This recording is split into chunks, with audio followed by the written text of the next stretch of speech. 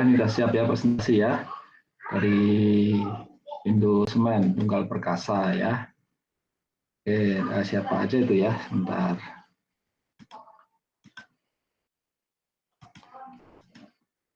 Cek dulu.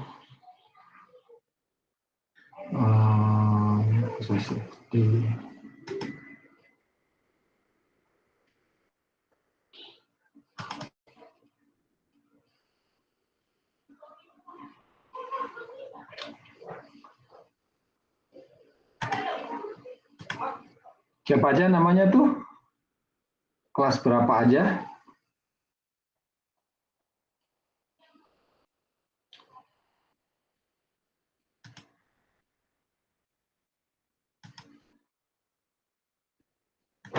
Halo, ya udah langsung aja presentasi, silahkan. Ada dari kelas 3C, Jasinta.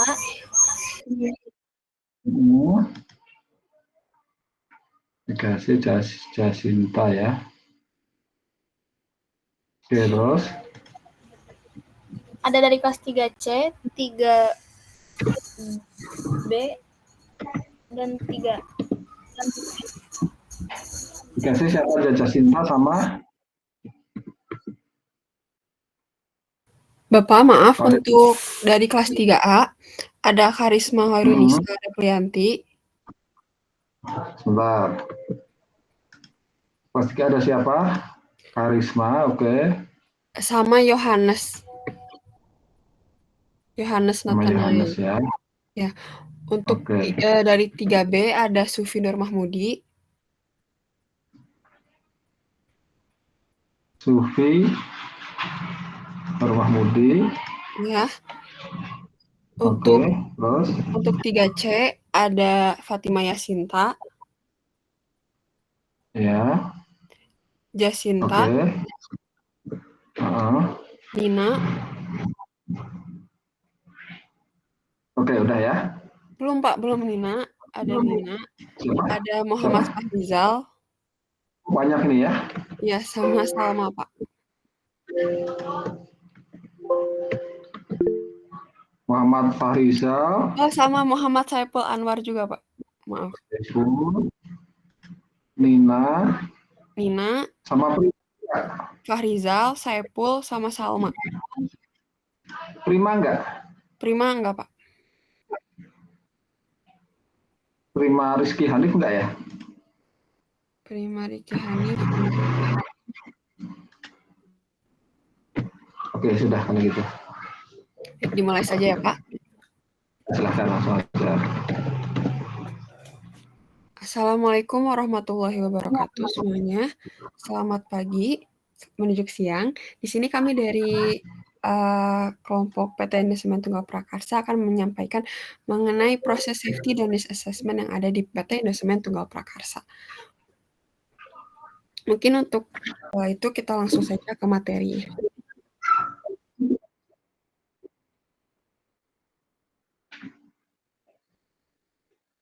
Baik, yang pertama itu ada layer of protection analysis, di mana ini tuh metode yang digunakan untuk menentukan kemungkinan yang peristiwa-peristiwa yang terjadi di suatu industri gitu.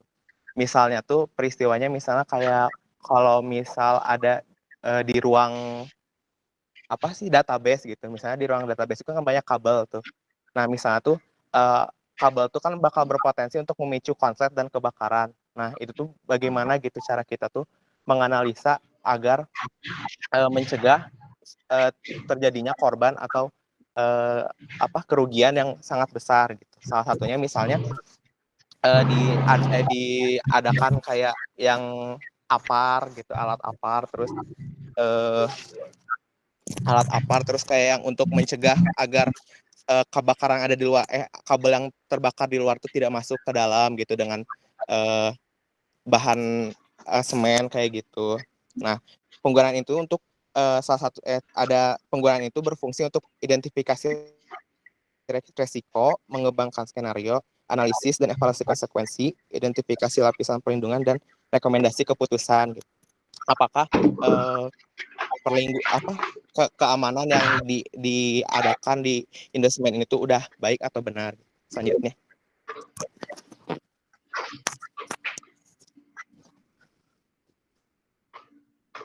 Boleh di next. Nah, salah satu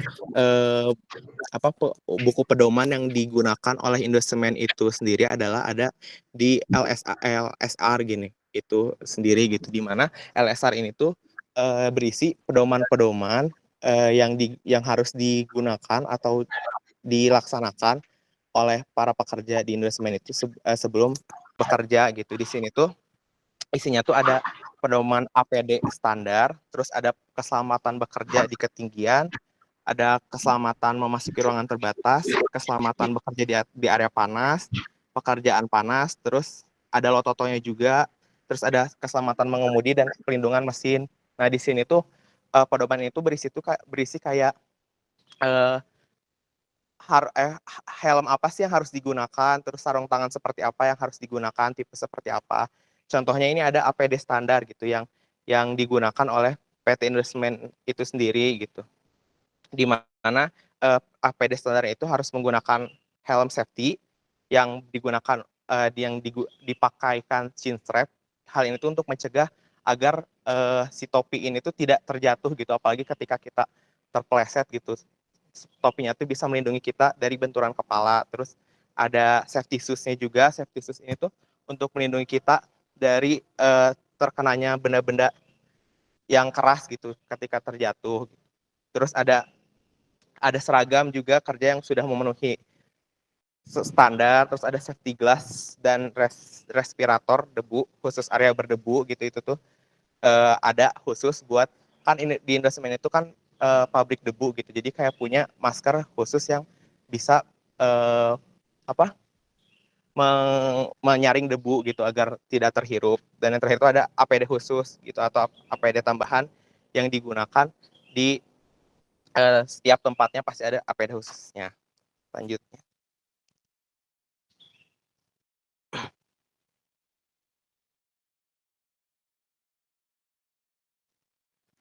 Boleh di next.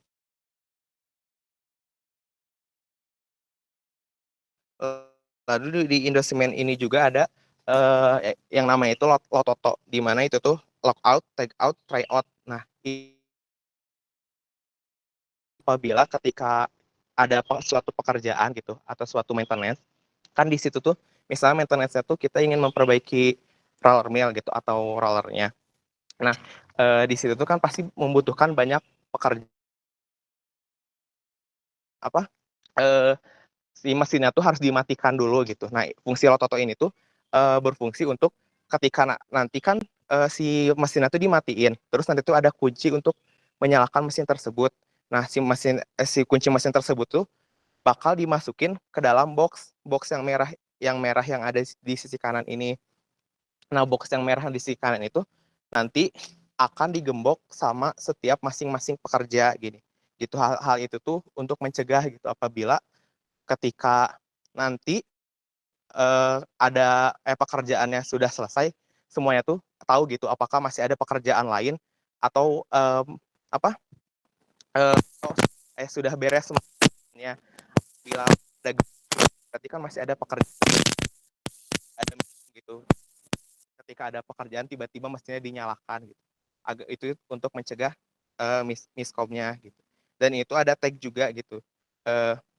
Tag ini tuh digunakan biasanya untuk yang maintenance ringan, misalnya tuh kayak misalnya ada si mesin yang untuk mengisi semen ini tuh agak macet gitu, nah perlu diperbaiki cuma ringan, nah itu tuh perlu diberi tag gitu. Dan itu tuh biasanya pekerjaannya cuma ada satu orang yang mengerjakan itu, jadi nggak banyak campur tangan gitu. Ini aja. Baik, di sini ada PSV dan PRV. Apa itu PSV? PSV itu adalah pressure safety valve, yaitu untuk membuang tekanan berlebih di dalam suatu sistem. Prinsip kerjanya itu, jika tekanan yang diinginkan berlebih, maka valve akan terbuka secara spontan. Dan jika tekanan tersebut telah sama dengan tekanan yang diinginkan atau setting pressure-nya sama, maka valve pun akan menutup secara spontan juga. Lalu, PRV atau pressure relief valve untuk membuang tekanan berlebih. Fungsinya sama kayak PSV, tapi prinsip kerjanya itu berbeda. Kalau PRV itu ketika tekanan yang diinginkan berlebihan, maka PRV akan membuka secara perlahan dan akan menutup secara perlahan pula ketika tekanan telah mencapai tekanan yang diinginkan. Untuk instrumen sendiri itu ini digunakan untuk alat pompa dan kompresor. Boleh dilanjut. Terus di sini ada komponen dari pressure safety valve. Ada cap yang fungsinya untuk mencegah kontaminasi masuk, ada stem untuk menghubungkan adjusting screw dengan disc dan memindahkan gerakan dari spring ke disc, lalu ada adjusting screw yang mengatur tekanan yang diinginkan, ada bonnet untuk melindungi komponen internal, lalu ada spring.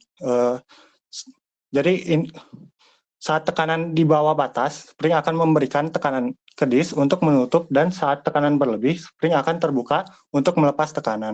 Terus ada fan sebagai ventilasi untuk mencegah tekanan stabil.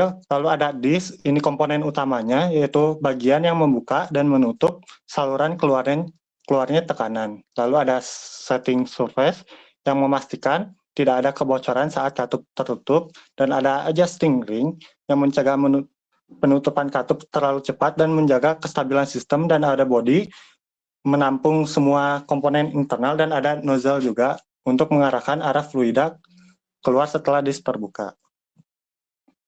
Boleh dilanjut.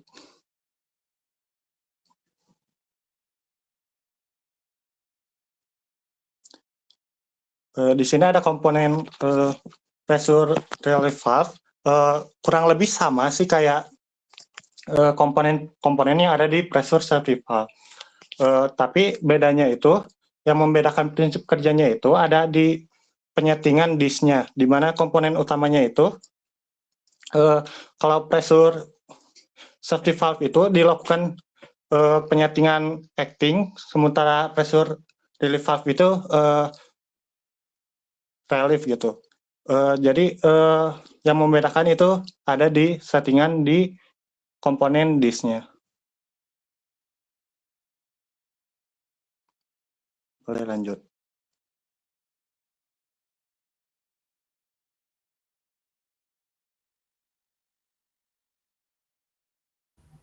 Oke, kemudian di sini ada shutdown valve.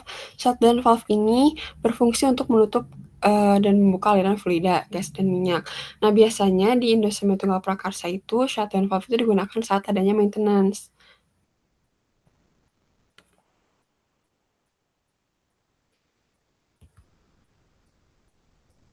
Nah, kemudian di sini ada ininya. Pertama ada aktuator. Di sini aktuator itu berfungsi sebagai tangki atau penampung tekanan udara. Lalu ada yoke atau stem S digunakan untuk menggerakkan ball valve yang ada dalam shutdown valve tersebut. Kemudian ada annunciators berfungsi sebagai untuk melihat tulisan open atau close, dan juga ada solenoid valve yang akan bekerja membuang tekanan air sehingga hilang dari aktuator dan nantinya akan menutup atau membuka.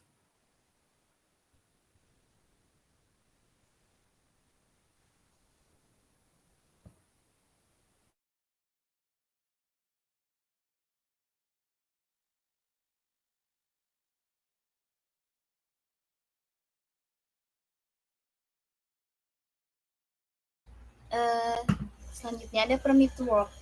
Ini tuh untuk memastikan pekerjaan dilakukan dengan aman dan efisien.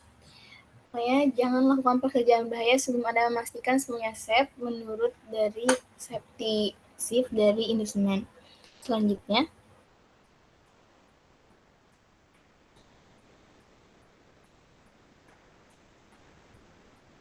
tujuan umum permit to work dari instrumen sendiri itu untuk melindungi personil, memastikan otorisasi yang sesuai untuk pekerjaan, terutama pekerjaan non-rutin dari identifikasi pihak non-wajib, kemudian untuk memastikan berbagai pertimbangan yang telah diperkirakan terhadap semua potensi bahaya dan risiko, serta sebagai checking list report. Selanjutnya,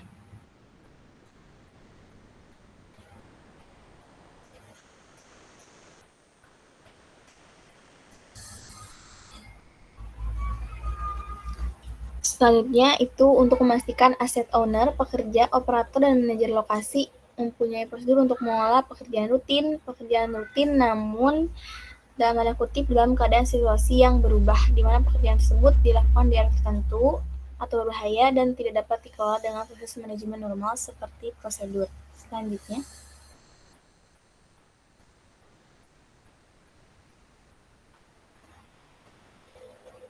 adapun tujuan khusus dari permit to work yaitu menentukan kontrol yang sesuai terhadap potensi bahaya dan risiko, menentukan berbagai pencegahan yang perlu diambil, menginformasikan kepada personil terkait kondisi, keadaan, dan potensi bahaya risiko yang ada, serta membuat prosedur untuk diikuti dan dicatat pekerjaan non-rutin. Selanjutnya,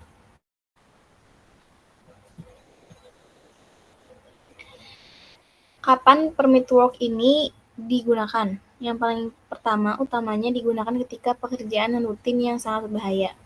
PTW diperuntukkan untuk pekerjaan yang memiliki risiko yang lebih tinggi daripada aktivitas kerja rutin atau harian.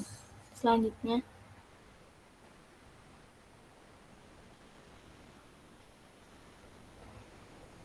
aktivitas non-rutin ini biasanya seperti infeksi dan pembersihan periodik, perbaikan dan pemeliharaan, pekerjaan panas, pekerjaan ketinggian, pekerjaan peledak, kemudian membersihkan tangki, membersihkan kiln, dan lain sebagainya.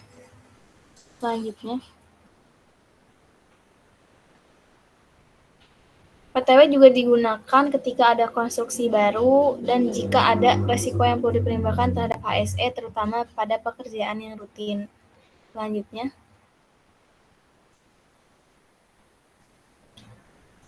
seperti yang disebutkan dalam pekerjaan rutin, itu PTW digunakan contohnya dalam situasional seperti loading semen ke dalam truk, menerima bahan baku dari truk, loading atau unloading semen dari kereta. Selanjutnya,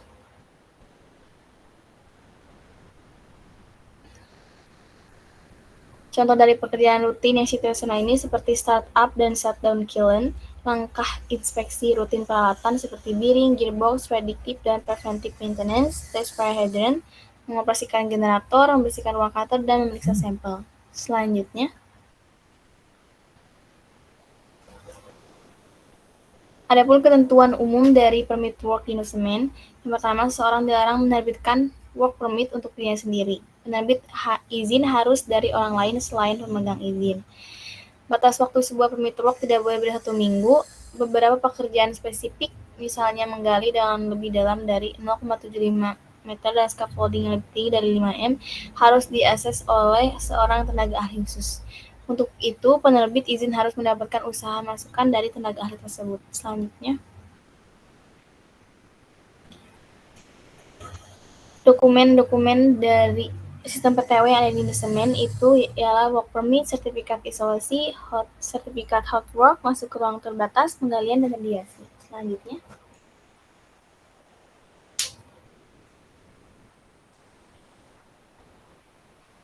yang bertanggung jawab untuk terkait perizinan permit work itu ada asset manager, system custodian, permit holder, permit issue, authorized case tester, controlling officer. Selanjutnya,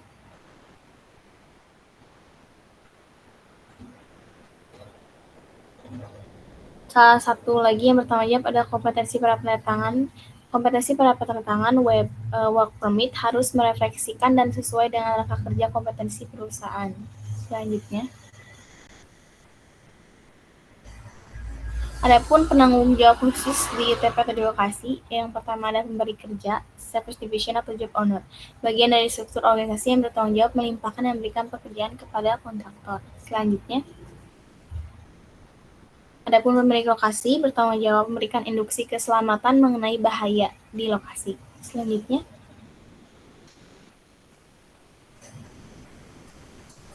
kemudian ada safety specialist yang telah berlisensi. Seseorang tersebut yang memiliki keahlian pengawasan K3 pada suatu bidang pekerjaan tertentu dan telah memperoleh pendelegasian wewenang dari perusahaan. Selanjutnya, tahapan permit work di Indosemen secara umumnya ialah pengajuan, peninjauan, persetujuan, dan kemudian dokumen. Selanjutnya.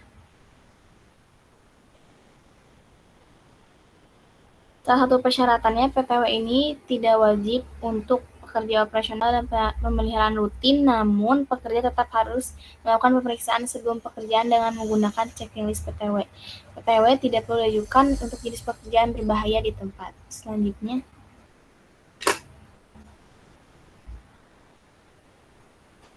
Persyaratan khusus kontraktor.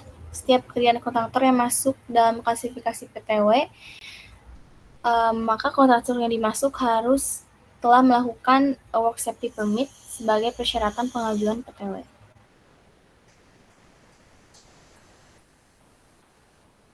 PTW ini juga harus disertai dengan identifikasi potensi bahaya seperti JSA dan RSA. Selanjutnya.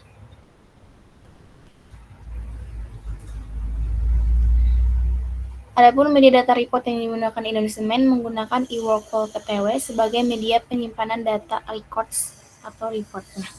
Untuk pekerjaan bahaya yang bersifat non-rutin, wajib upload checklist PTW termasuk JSA pada workflow oleh pemberi kerja. Selanjutnya.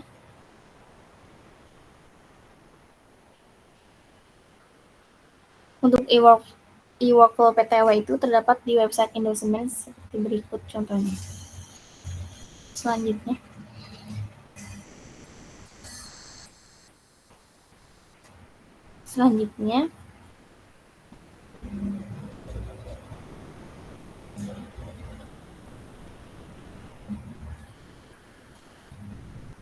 Sekian itu saja yang dari eWorkflow PTW-nya. Selanjutnya ada JSA dan DRA. Oke, selanjutnya ada JSA dan DRA. Untuk JSA ini atau Job Safety Analysis diperuntukkan untuk semua pekerjaan, mengidentifikasi bahaya yang berhubungan dengan rangkaian pekerjaan yang dilakukan, berfokus pada hubungan antar pekerja, pekerjaan, lingkungan kerja, dan juga peralatan. JSA ini digunakan sebelum melakukan pekerjaan di lapangan. Sedangkan untuk DRA, Dynamic Risk Assessment, disusun pada saat sebelum dan pekerjaan sedang berlangsung, dibuat ketika berada di lapangan. Next. Di sini ada contoh form JSA di plan 8 divisi packing. Untuk isinya itu ada tahapan langkah kerja, potensi bahaya, dan juga pengendalian risiko. Kemudian ada tinjauan ulang atau perubahan. Untuk JSA ini murni dilakukan di kantor sebelum bekerja. JSA itu menerangkan langkah-langkah kerja pada pekerjaan normal. Next. Kemudian ada contoh form DRA atau Dynamic Risk Assessment. Untuk DRA ini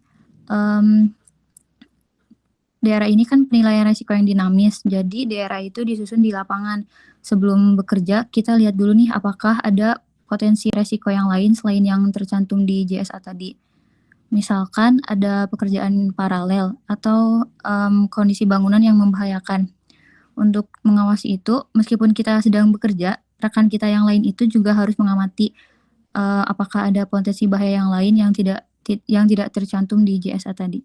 Next.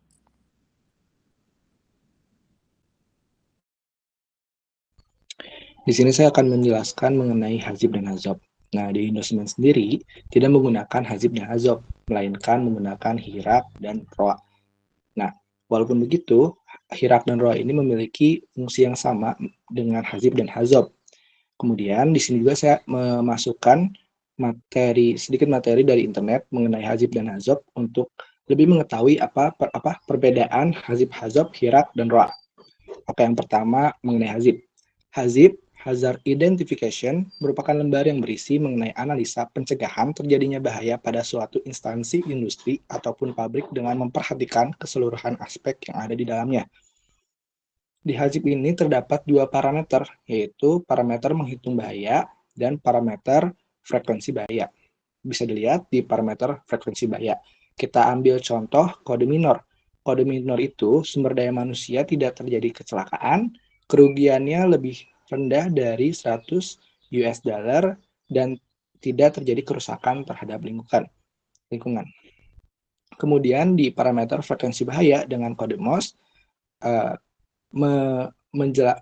mendeskripsikan bahwa lebih dari 10 kali dalam 10 tahun. Dan begitu juga dengan seterusnya. Boleh di next. Nah, ini contoh hazid yang kita cari di internet. Contohnya pada lokasi unit produksi, deskripsinya itu tempat pembuatan parfum dari proses boiler. Nah, di hazibnya tuh nanti ada potensi bahaya. Kita ambil contoh, berbahaya bagi pekerja di sekitar dan bisa menyebabkan luka ringan hingga berat. Penyebabnya uap yang dihasilkan meluap. Nah, efek bahayanya itu minor dan unlikely. Dan di sini juga di hazid itu terdapat pencegahan untuk mengatasi potensi bahaya. Boleh di next. Boleh di next. Kemudian HAZOP. HAZOP itu Hazard Operability Studies merupakan identifikasi penyimpangan atau deviasi yang terjadi pada pengoperasian suatu instansi industri, termasuk identifikasi dari kegagalan operasi yang menimbulkan keadaan tidak terkendali. Di HAZOP ini tuh terdapat terminologi atau istilah-istilah. Nah, yang contohnya tuh di Guideword. Guideword itu adalah kata-kata bantu untuk mengarahkan diskusi pada saat meninjau suatu parameter proses saat mengidentifikasi proses hazard. Contohnya no, more, less, dan lain-lain. Ada juga istilah node. Node itu adalah titik atau bagian spesifik dari sistem yang dianalisis dalam studi HAZOP. Node ini bisa berupa pipa, bencana, pompa, dan lain-lain. Ada juga yang namanya deviation. Deviation ini merupakan penyimpangan dari kondisi operasi normal yang diidentifikasi menggunakan Guideword. Ada juga cause, yaitu penyebab, konsekuensi, dampaknya, safeguard, langkah-langkah pengaman, dan rekomendasi adalah usulan untuk mengatasi resiko yang diidentifikasi. Next.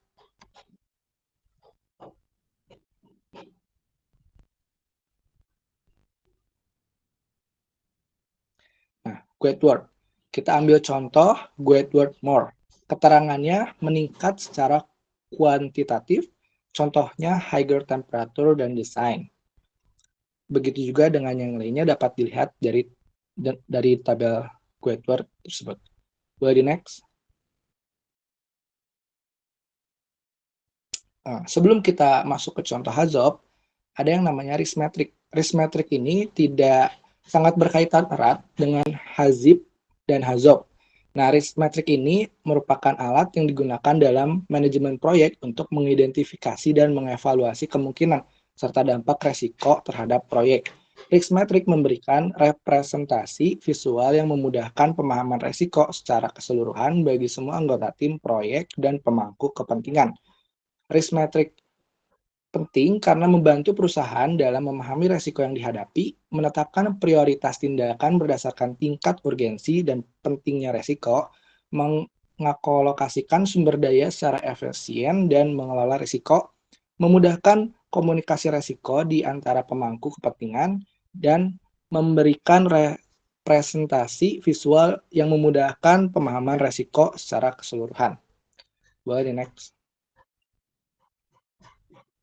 Nah, di risk metric ini terdapat dua tabel untuk menentukan tingkatan resiko, yaitu tabel likelihood atau probability, di mana tabel ini akan menjelaskan resiko atau probabilitas resiko yang terjadi. Kita ambil contoh, level E, deskriptornya rare, mendeskripsikan bahwa resiko jarang sekali muncul atau terjadi 2 kali dalam 5 tahun.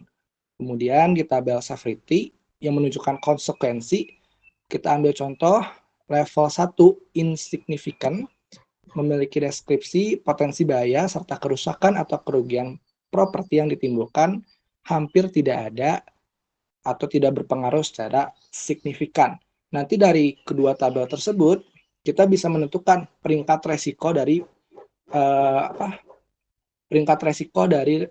resiko yang ada nanti di HAZOP sendiri. Misalnya resiko tersebut low risk, berarti resiko rendah masih dapat ditoleransi, dan seterusnya. Boleh di next.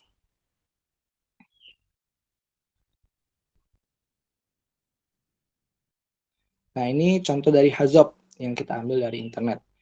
Contoh komponennya pipa suction 2A, 2B, dan 2C. Fungsinya itu untuk mengalirkan feed water dari storage tank ke pompa dengan wetworthless.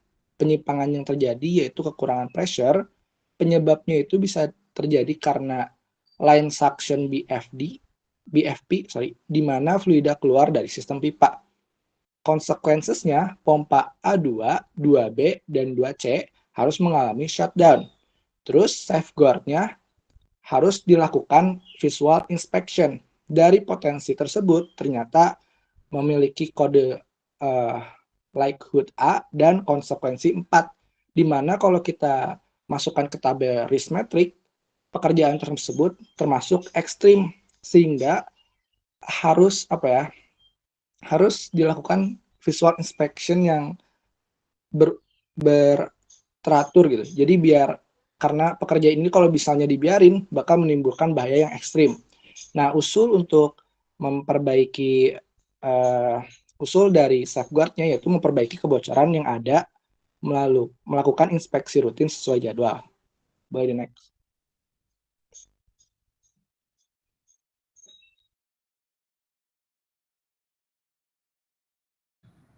Oke, baik. Selanjutnya itu kan tadi udah di-notice juga ya sama rekan saya sebelumnya, kalau di investment itu bukan menggunakan hazard, tapi menggunakan HIREC dan ROA. Tapi kita di sini bakal membahas tentang HIREC terlebih dahulu ya. HIREC atau Hazard Identification Risk Assessment and Risk Control adalah metode identifikasi yang digunakan untuk meninjau hazard suatu operasi atau proses secara sistematis, teliti, dan terstruktur, yang dapat menimbulkan risiko kerugian bagi manusia, fasilitas, lingkungan, atau sistem yang ada, serta menjelaskan penanggungan risiko yang terjadi. Nah, di HIREC ini, ketika kita telah selesai gitu mengidentifikasi, sebetulnya itu ada perhitungan atau nilai RPN-nya atau Risk Priority Number, merupakan komponen penting dalam metode HIREC atau Hazard Identification Risk Assessment and Risk Control, yang digunakan untuk menilai dan mengendalikan risiko dalam lingkungan kerja. RPN ini dihitung dengan mengalihkan 3 faktor, yaitu severity, occurrence, and detection. Nah, severity itu apa? Menunjukkan tingkat keparahan dampak dari suatu risiko jika terjadi. Skala biasa berkisar 1 hingga 10. Itu mulai dari yang rendah menjadi yang sangat tinggi. Occurrence mengukur frekuensi kemungkinan terjadi risiko tersebut. Skalanya itu masih sama, 1 hingga 10. Detection adalah menilai kemampuan sistem untuk mendeteksi risiko sebelum terjadi dengan skala yang sama. Nah, ini ada tabel kategori risiko berdasarkan nilai RPN-nya, yaitu 0 hingga kurang dari 50 itu risiko yang sangat rendah, 50 hingga kurang dari 150 itu risiko rendah, 150 hingga kurang dari 200 itu risiko sedang, 200 dan kurang dari 300 itu risiko tinggi, dan jika nilai RPN-nya di atas 300 maka itu risikonya sangat tinggi. Lanjut.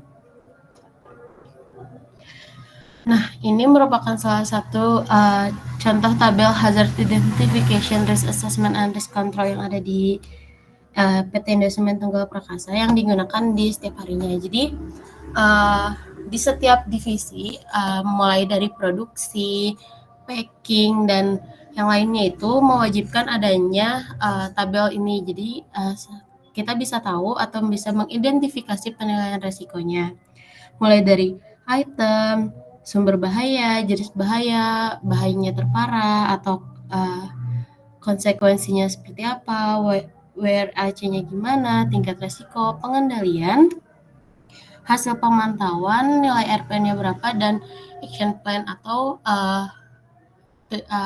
jika hal tersebut terjadi, apa yang akan dilakukan. Selanjutnya.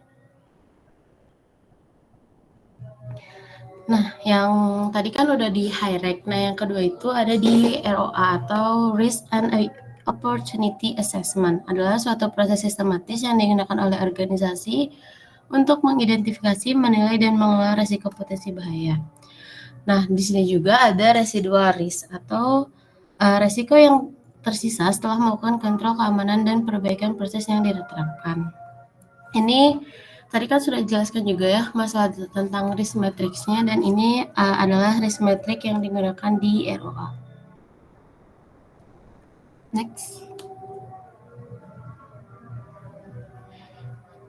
Oke, ini ada salah satu tabel juga yang diberikan kepada kami oleh PT Indosemen Tunggal Prakasa mengenai tabel risk dan opportunity assessment.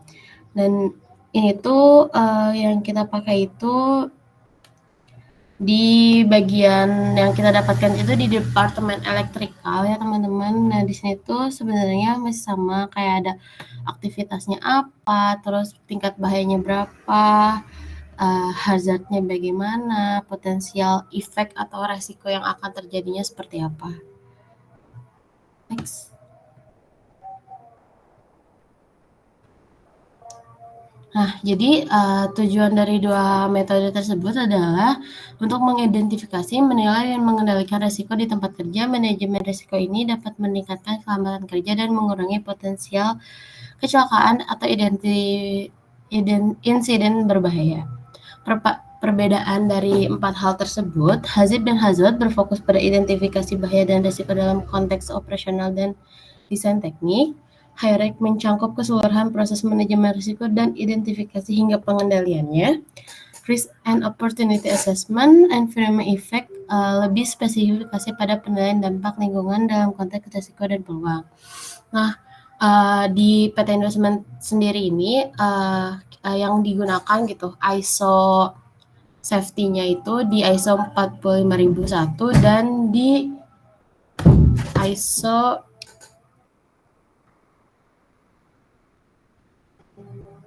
18001. Kalau buat yang 45001 itu kan ISO atau standar yang nasional, dan untuk yang 18001 itu untuk standar yang internasional. Boleh dilanjutin. Oke, baik. Selanjutnya ada managing high risk. Di sini itu merupakan... Halo, ini masih banyak nggak? Masih, Pak. Masih banyak ya. Cepat aja, Bapak, ada jam 12, ada agenda lain. Harus sholat dulu. Oke, baik, Pak. Nah, coba dilihat aja nih, apa managing high risk, terus kemudian apa ini? Boleh dilanjut.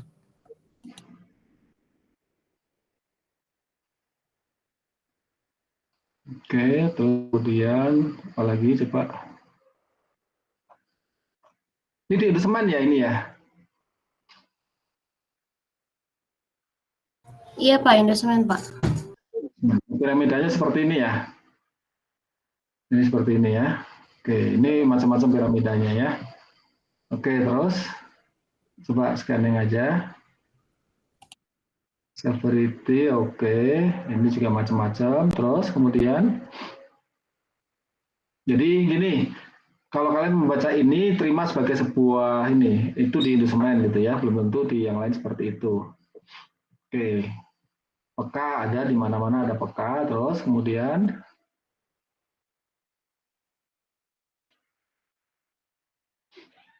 ISOP ya. Oke, ini apa namanya nih, apa Safety Observation Program ya. Ada juga ini terus.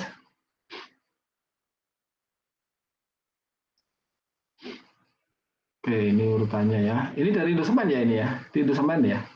ISOP ini? Iya Pak, aplikasi khusus yang dibuat sama Indosemen Pak. Oh, oke. Indosemen seperti ini ya.